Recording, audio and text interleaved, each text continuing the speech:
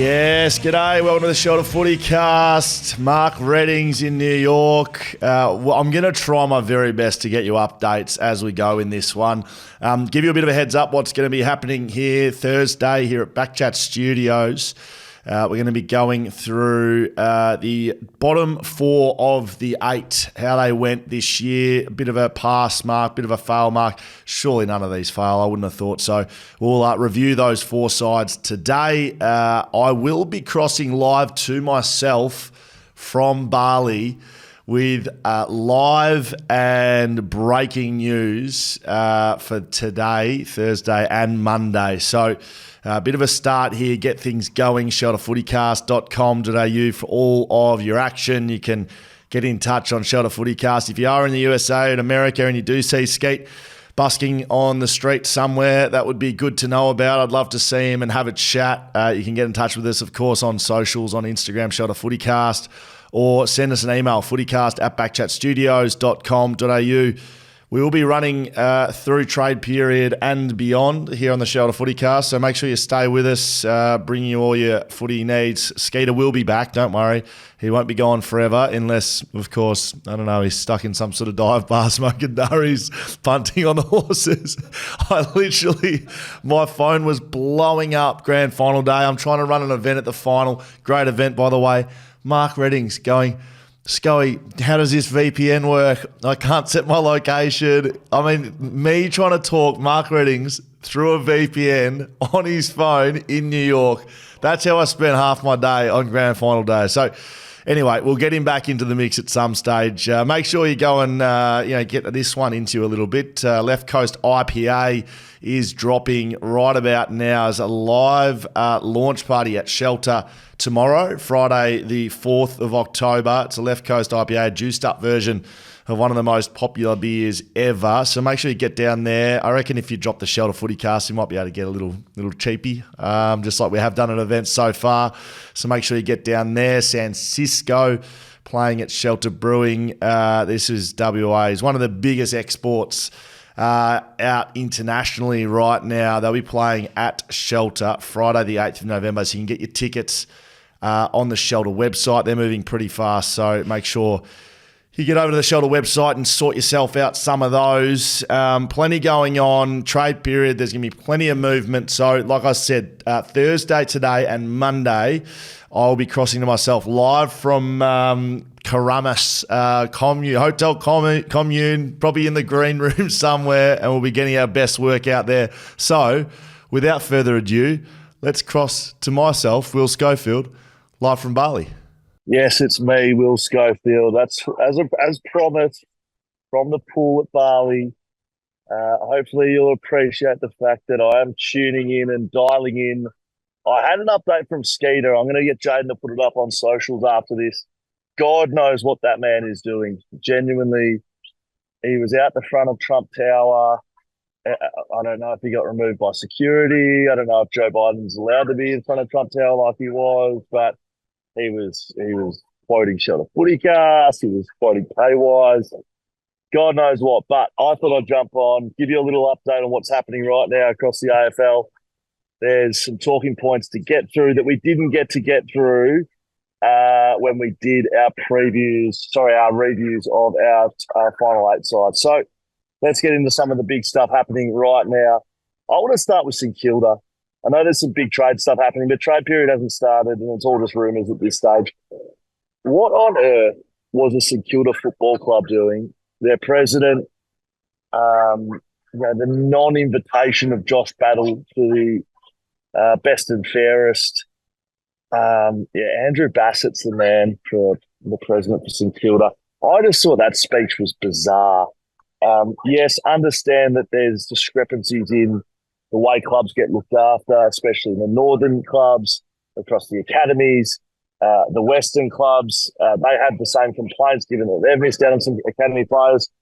But in all honesty, I wouldn't be the ones having a sook and a whinge. They're the fourth highest paid when it comes to revenue distribution. So they get the fourth biggest handout in the AFL. I'm assuming they're happy with that.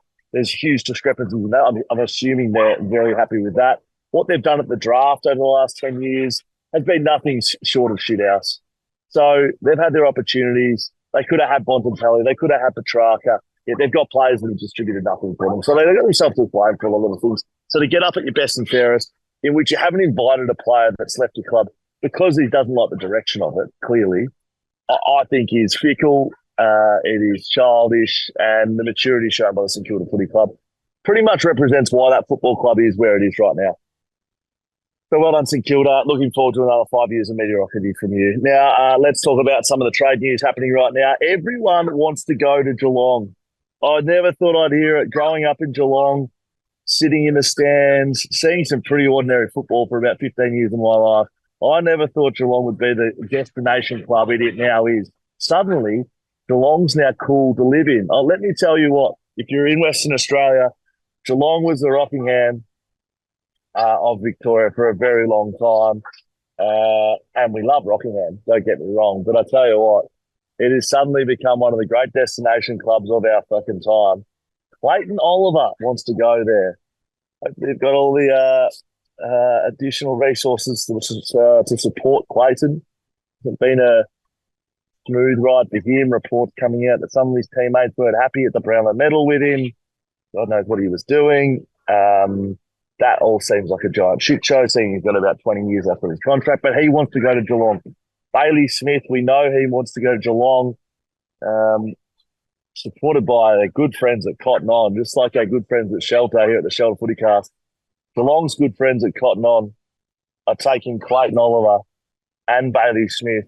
And why don't you add Jack Martin to that mix as well? I'll tell you what, does anyone else want to head down there? Tom Barris, maybe Josh Battle, you want to go down there as well? Maybe get myself out of retirement. They are going to be an absolute force to reckon with. Geelong cleaning out the draft yet again. Talking about Geelong, right?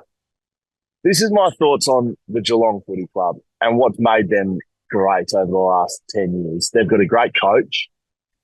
They've had extremely good corporate leadership in the form of Brian Cook, which got them back financially viable with what they were doing. And then what they've been able to do in recruitment and trade strategy has led the AFL for the last decade. So in regards to that, Tom Barris, right? Tom Barris wants to go to Hawthorn. I want you to imagine if Tom Barris was the centre half back for the Geelong Cats. Was a best and fairest winner for the Geelong Cats, a premiership player for the Geelong Cats, someone who was in the top 10 best and fairest last 5 years running, someone who's contributed greatly, someone who is the vice captain of the Geelong Football Club. Do you think that Geelong, not West Coast, do you think Geelong would let Tom Barris dictate his way out of the football club and effectively set his own terms? If Geelong was trading Tom Barris, they would not leave the trade table without Liam Baker. They'd probably walk out with 2 first-round draft picks as well. So I think it's going to be a very interesting watch in the first week of trade period. Yes, Tom Barris wants to go from West Coast. Yes, he wants to go to Hawthorn. But surely this is the moment we see West Coast dig their heels in and say, hey, you've got 3 years left of your deal. You don't get to just walk out the football club for Liam Baker, for instance. If it's Liam Baker for Tom Barris, that is one of the all-time steals and walk-offs negative to West Coast Eagles. They need to go and get something. I think at a minimum, they should be looking at what Tim Kelly and the Geelong Football Club did to them back in 2019. So for Tim Kelly, West Coast traded 2 first-round draft picks, a current first and a future first, a future second, which was 24, and a future third. They traded Tim Kelly, pick 59, and a future third. So effectively, Geelong got 2 first-round draft picks, a second-round draft pick for Tim Kelly, right? And the rest is state nice. West Coast Eagles should be using that model. They should be aiming for 2 first-round draft picks plus a second at a very minimum. Now, if Liam Baker is one of those first-round draft picks, so you end up with Liam Baker plus a first plus a second, that's bare minimum. And if you don't get it done, could we see Tom Barris walking back to the West Coast Eagles? Could we see them hold him to his deal? I still find it bizarre that we're at this stage with players that they get to dictate their own terms. And say this is where I want to go and this is what I want to make happen and, get it done. West Coast clearly going to want to get it done. They want to get their draft picks up, but they're in a position where they don't really have to trade him. Maybe there's other clubs interested. Sydney seem to be pretty keen for Tom Barras for a long time. Maybe they're looking at him as well. Who knows? It's going to be an interesting watch. I just think if it's the Geelong Football Club with Tom Barras, they are absolutely, and pillaging everyone at the draft table until he gets done. A couple of other best and fairest results around the league. Richmond, best and fairest, done and dusted. Daniel Rioli will leave to the Gold Coast Suns as a best and fairest winner for Richmond. He was top of the table when that gets done. Nick Boston was second, Toby Nankervis third, and an equal fifth placing by Liam Baker and Shea Bolton in what must be described as some of the more awkward best and fairest speeches I've ever seen. I watched Tom Barris's at West Coast. It was thoughtful. It was respectful. It was every bit in which you'd think a player leaving the football club at their own discretion would be giving as a premiership player, which these two are. These two, albeit, they're giving a speech for fifth place, right? So I'm not sure what's going on there. I mean, equal fifth place. How many speeches have these guys got? Richmond, after one of the worst seasons in their history, giving away fifth place in the best and fairest for the speech. But seriously, it was bizarre. Both very awkwardly jumped to the microphone, very awkwardly gave not a lot to their fans, to their members, to their players, to their coaches. With a couple of one-liners, see you later. I think he was the president and then got up and praised Nathan Broad for staying strong. To be honest, I don't really buy into that either. But an absolute bizarre best and fairest at the Richmond Tigers. Luke Parker wants to join North Melbourne. What do we think of that, Sydney fans? Senior player, one of Sydney's best in the grand final again. Alistair Clarkson has seriously got his recruiting hat on this year. He wants Jack Darling, he wants Luke Parker, he wants other senior players. As Hamish Brayshaw, I believe, went first with, and I think I'm with him, I reckon a premiership's on the way in the next 5 years for the North Melbourne Footy Club. They have that many high-end talent players. Alistair Clarkson is just trying to get those senior leaders around these players to get them through to that point in which they can perform, which they're not that far away from. But if you look at their list is as good as some of the finals teams this year. So they need to learn to win and succeed, which there's multiple clubs around the AFL that can't do that. Hello, Gold Coast.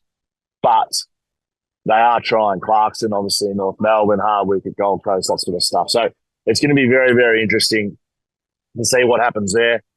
Marcus Bontempelli gets his sixth best and fairest.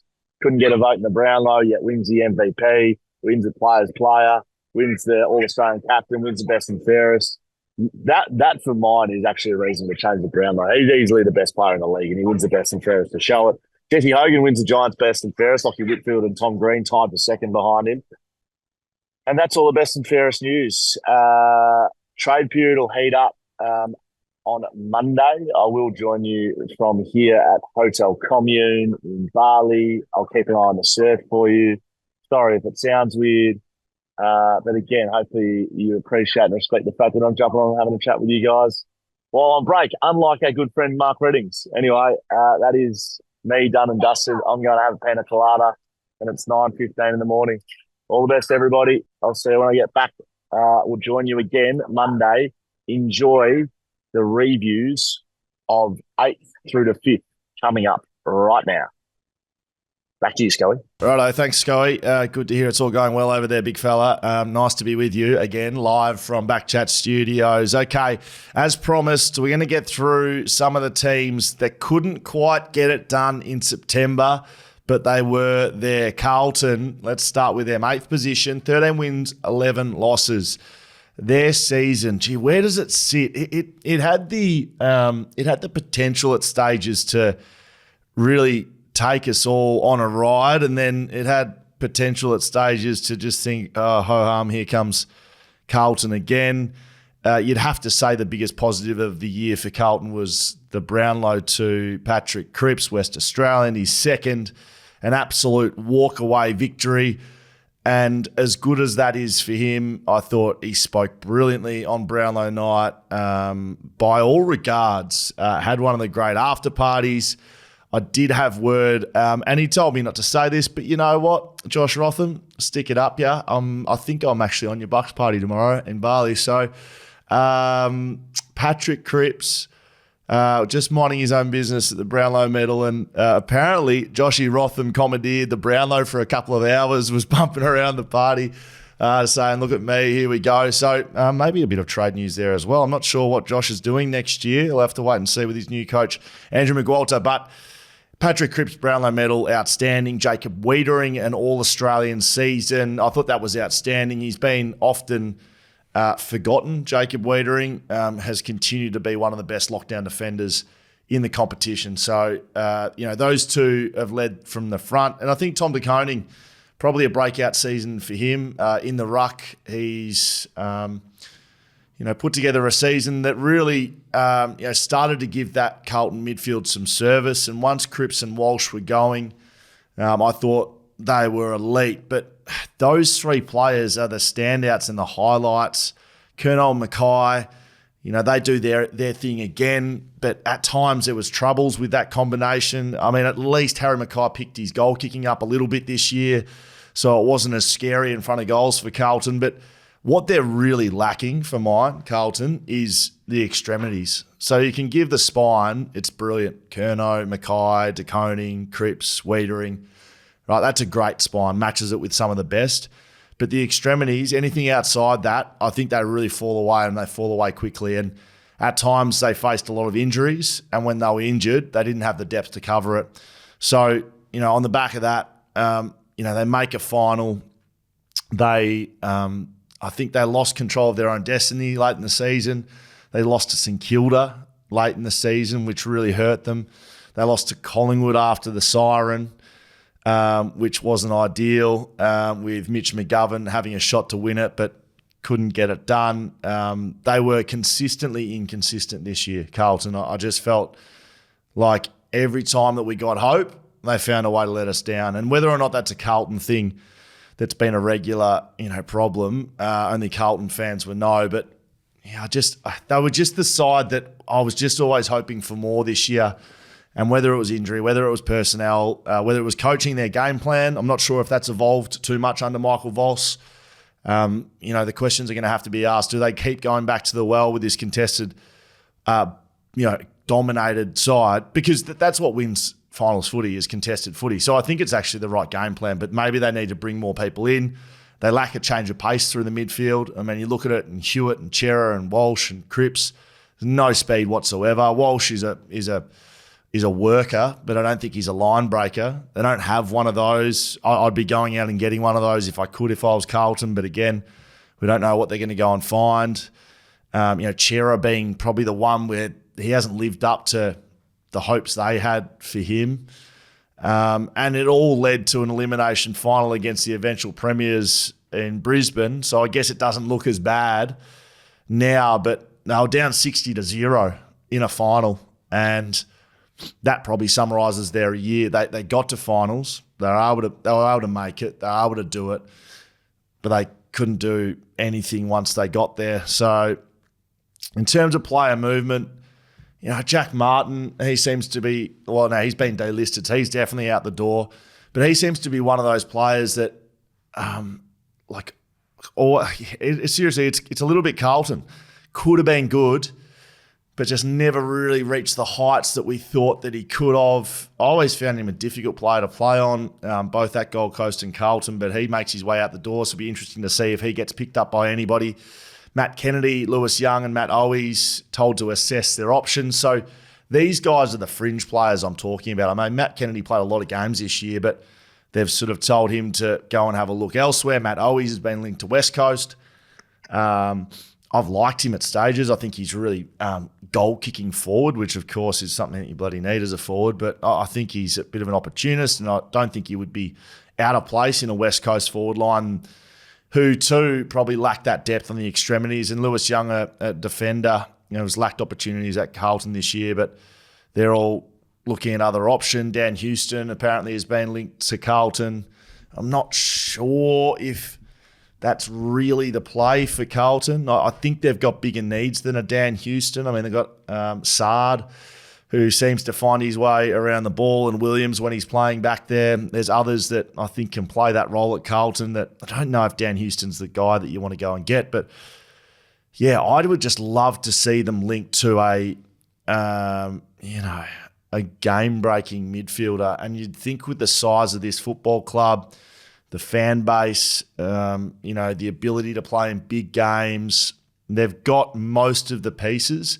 You'd think they're in prime position to go and get someone like someone I'm talking about, but I just haven't seen the link. So let's hopefully they can attract someone, because I think they need to add something to the list to take a step forward. What's a grade for Carlton? This is a difficult one because you make finals. Every team plays the season to make finals. They make finals. I'm going to give them, a B minus. It's like B's good. Like you're taking that home to mum and dad and you're going, yeah, mum and dad got a B. And they're like, a B. And then you take your thumb off the minus and it's sort of like, it's almost a C. Like, and the mum and dad are like, good job. I suppose. Like, well done. Go to your room. That's pretty much Carlton season. B minus for mine. Good, not great. A lot of work to do. They had too many injuries. They had game plan issues. And in the end, that game against Brisbane summed up the year. So thanks for coming, Carlton. But we'll see you next year. Western Bulldogs, 7th place.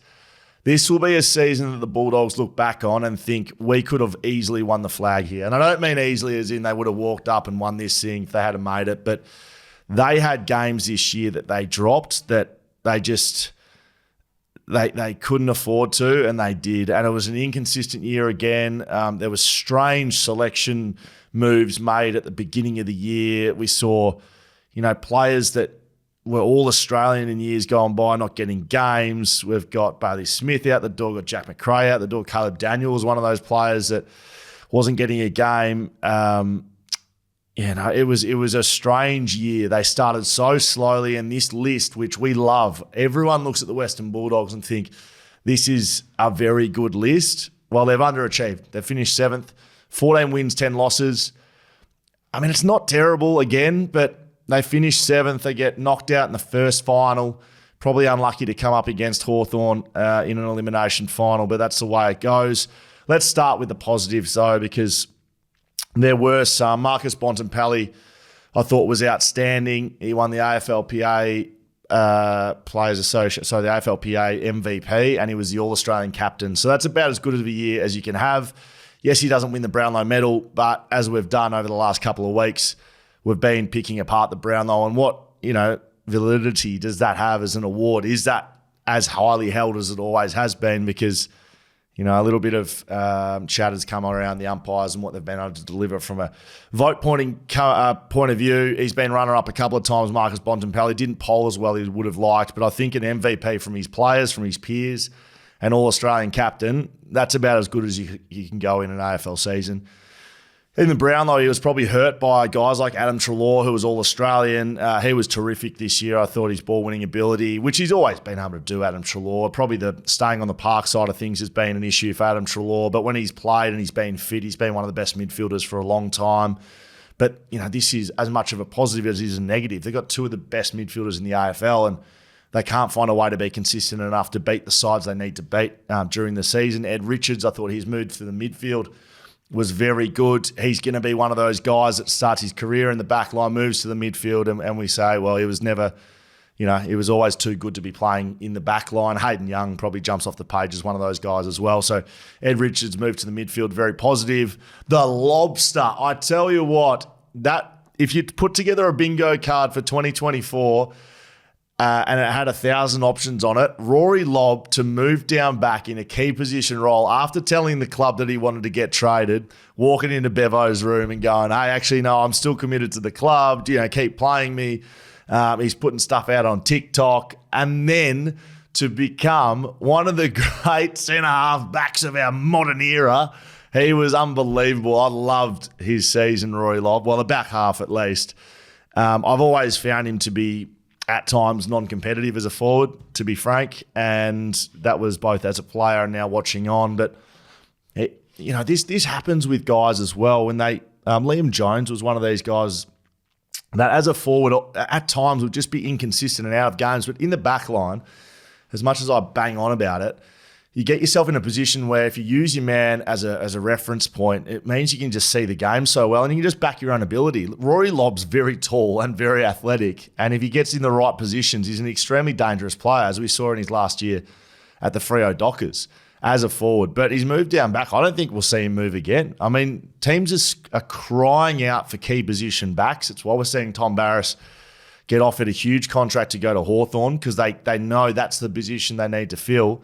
Well, Rory Lobb's just somehow, towards the contract year, just put another 0 or 2 on his contract. And thanks for coming, the Lobster, one of the great backs. So that's a positive for Western Bulldogs. They'll be happy with that because they were always too top-heavy in their forward half. They had Sam Darcy, of course, Aaron Norton and Ugal Hagan. And Norton's always been the guy that they spoke about to go back. But Rory Lobb makes way and does a good job at it. Sam Darcy would have been an interesting rising star count if he and Harley Reid didn't get suspended in the same week, or at least like back-to-back weeks. It was close enough.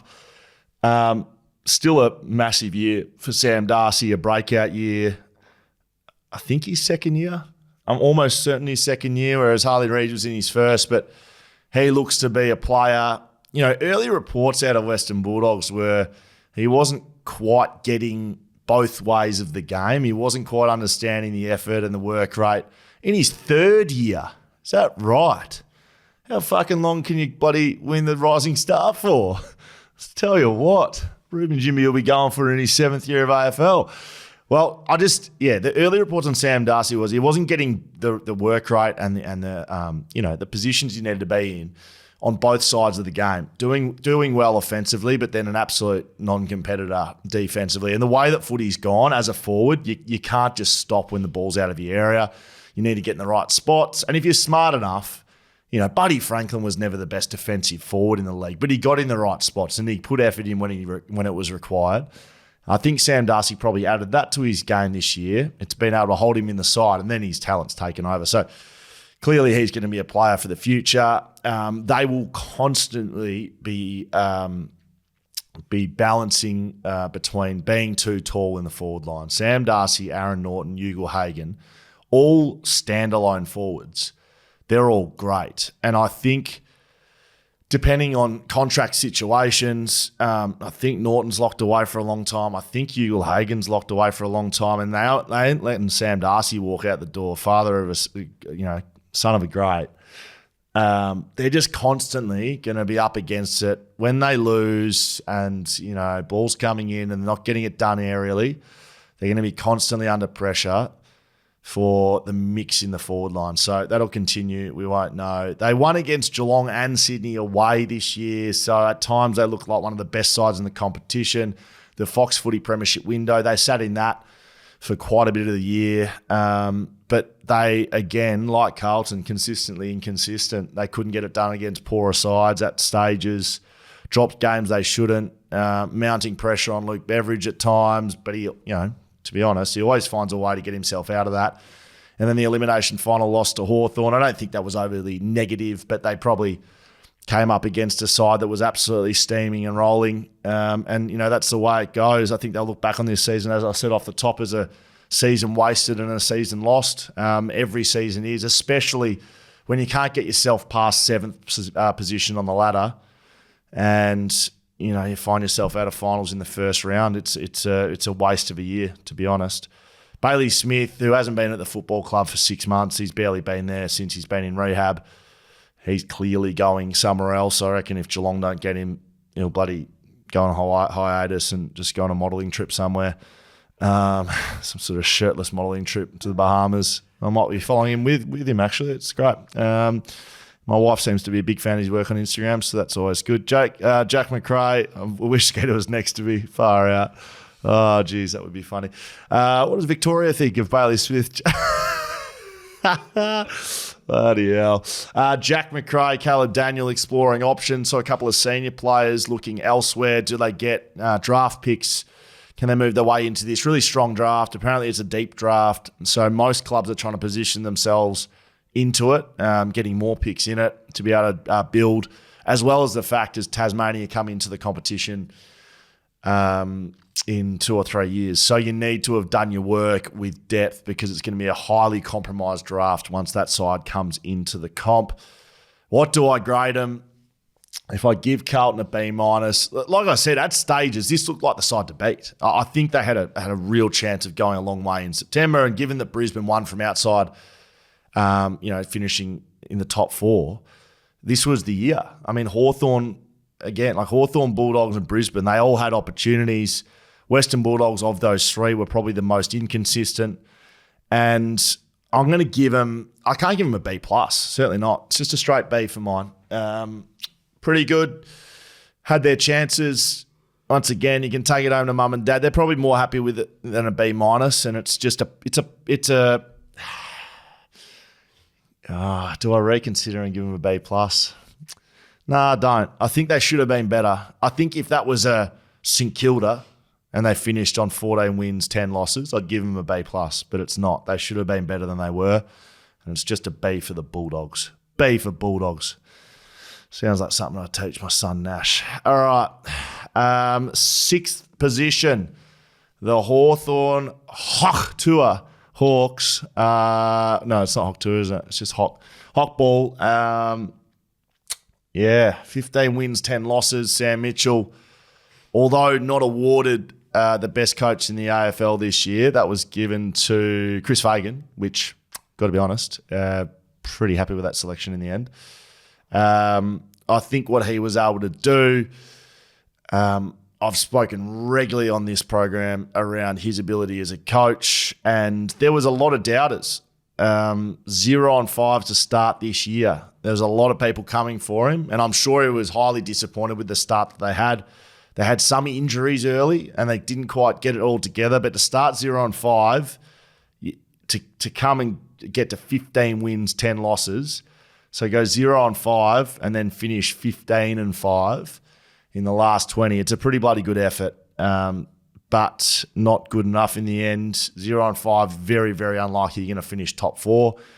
And you need to do that when you're playing against sides like Brisbane in the bottom 8 coming through finals. Now, Hawkball, the way they played, I thought it had a lot of Sam Mitchell in it, didn't it? It had a lot of his footy, clean hands. I thought they were the cleanest in the AFL. I thought first gives and first decisions, he's clearly rated that highly, both in recruiting and training. You know, he's got smart players. He's got quick by mind players, not necessarily all these athletic and talented, potentially good players. He's got good footballers, and it's very clear that that's what he's bred. And the way they played, the brand of footy they played, it was attractive to watch. It was attacking. It was counter-attacking. They caused turnovers. They scored at will when they wanted to. You know, they played a really attractive brand of footy. And I think if you look back on this year, Hawthorn, although they'll be disappointed because, again, I think they had a chance to do it all, they'll look at this as a learning experience for some of their young players, and hopefully it leaves them hungrier for what is to come. Jai Newcomb, great season from a mid-season draftee, so they got him out of the bin effectively. Dylan Moore, All-Australian, he was terrific as a high half forward. His work rate was elite this year. James Sicily, one of the best captains in the league, I reckon. I don't know if this list stands up against other lists. It will, but right now he's leading a very young group of players, and given where he's come from as well, James Sicily, he was a bloody loose cannon when I used to play. He was a lunatic, and he doesn't carry on like a lunatic anymore. You can see glimmers of lunacy. You saw it when Ken Hinkley was flapping his arms about on when they were head to head, when they were going to carry off Luke Bruce. So you would see the glimmers of, I'm going to take you into a dudgeon and put you in a bad place type areas, James Sicily. But he has matured significantly, and I think he's a very good leader in this competition. Lloyd Meek, coming from second back in the ruck, having the ability to go and displace. Who did he take over? It certainly wasn't Connor Nash. He was playing in the midfield. His name completely surpasses me right now, but Lloyd Meek was second in the ruck and then took it over mid-season. Ned Reeves is the man I'm looking for. Thank you very much, Jaden. He had a great year, Lloyd Meek, and Freo fans, although you can't have 10 ruckmen on your list, Freo, you'll be disappointed to see how well he's going. Young guns, Nick Watson, Kel Shadir, Connor McDonald, like these guys are all going to be superstars. Kel Shadir out of those three, I mean, he's a father-son recruit. His old man was a great player, passed away, unfortunately, not too long ago. But I really love the way he attacks the footy. Everything that's in the air, he just flies for it and attacks it. A little bit of Aaron Norton about him, not as like crazy as Aaron Norton, but yeah, I love the way he runs and jumps and attacks aerial balls, and I'm sure that's why he gets games. And Sam Mitchell rates him so highly. The biggest negative was the 0-5 start. It's just too far back to come from. You need to win one or two, and I think, once they lost a couple down back, Frosty got injured late. They really got exposed, and in the game they lost, the Port Adelaide game, they didn't have a backman, and that's why player movement wise they are linked to Tom Barrass. He will come in, not sure how. Josh Battle. He will come in, not sure how. And Sam Frost, because those two are coming in, is exploring his options.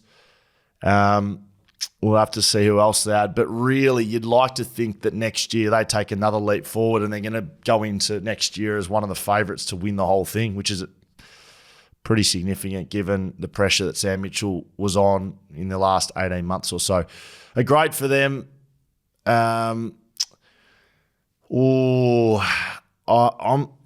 giving these guys an A-, Jaden. I know your eyes are pricking up over there, but I just think I know as a negative to start with, but to come from the start that they had to go 15-5 in the last 20 games, that's pretty bloody good. And we saw what they were. They've got a distinguishable brand. They've got up-and-coming stars. They're not an aging group. They've got a great coach. They're adding players that they need. They've got everything in place there, and I think the culture looks pretty bloody good too. So A- for mine. Great season by the Hawks. A disappointing finish for them, of course, with the Port Adelaide debacle. But James Sicily goes back and knocks that over. I think he hit the post. Then we may be talking about them as one of the great premiership teams of all time in 2024. But that's not how it works, Jaden. They don't get through to the grand final, and you can't win the premiership if you don't do that. GWS Giants, 5th place, 15 wins, 10 losses. Yeah, another interesting one. All these sides here in this sort of bottom four, it's an interesting one. Of course, they finished in the top four, but they went out in straight sets. So that's how they make their way to 5th place on the ladder. They finished top four, straight set, horrific losses in the finals. And if you look at who they lost to and how they lost, these guys probably win the flag. Honestly, they don't lose to Brisbane. They go and knock Geelong over, and then they go and knock Sydney over and win the flag. So they lost themselves a flag by the way they've played in finals, which will absolutely eat at the hearts of all of these guys. Positives for GWS. Jesse Hogan, Coleman medalist, 77 goals, elite, outstanding season. Lockie Whitfield, All-Australian. He's getting old, Lockie, old boy, running around like a bloody whippersnapper still.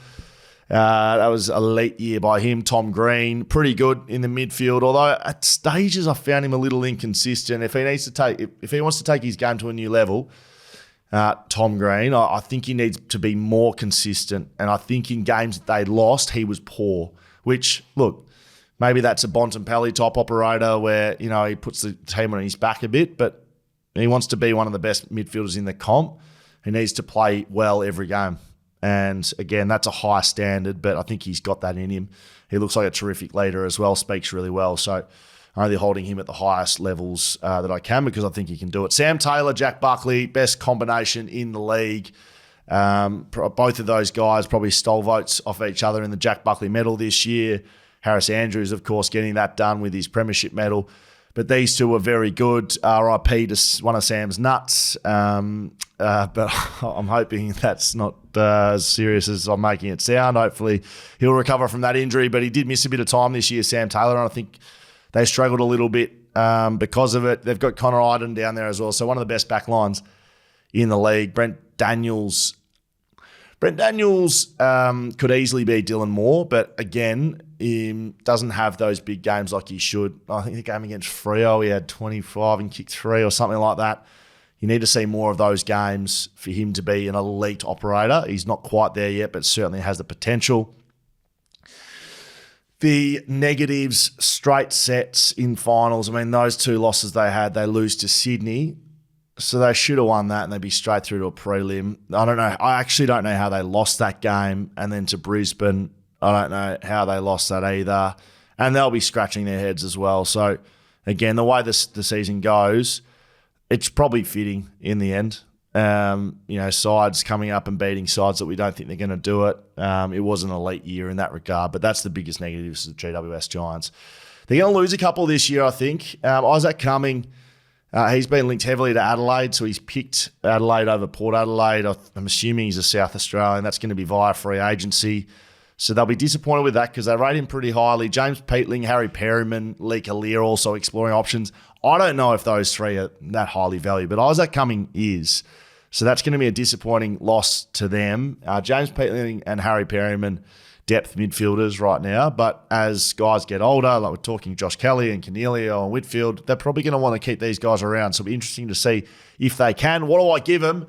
I gave the Hawks an A-. Top 4 finish. I'd have them in the same areas as Hawthorn. A- for mine. Pretty bloody good, but they're a goal away from playing in a prelim straight up. They probably win that prelim and play in a grand final. So it's probably their finals performances keeping them out from A or A+. That is the 4. Not obviously 8th through to 5th on the ladder, but by the end of it, it was. We'll get into the top 4 next week on Monday. Hopefully you're enjoying yourself. I'll be keeping an eye on things from over in Bali and bringing you the biggest updates. And, of course, we'll be looking for Mark Reddings, finding him somewhere in the world. If I can squeeze one of those in here, I will. But if not, stay with us here on the Shelter FootyCast, bringing you all the big trade news as we go, and as well as looking at other sports as well. Shelter FootyCast on socials, FootyCast at backchatstudios.com.au, or you can find us over at YouTube. You might be watching us already. Send me some information. Send me some questions. If I'm in here by myself, I'd love to hear from you. backchatstudios.com.au. You'll find your way there as well. Have a great day. Goodbye.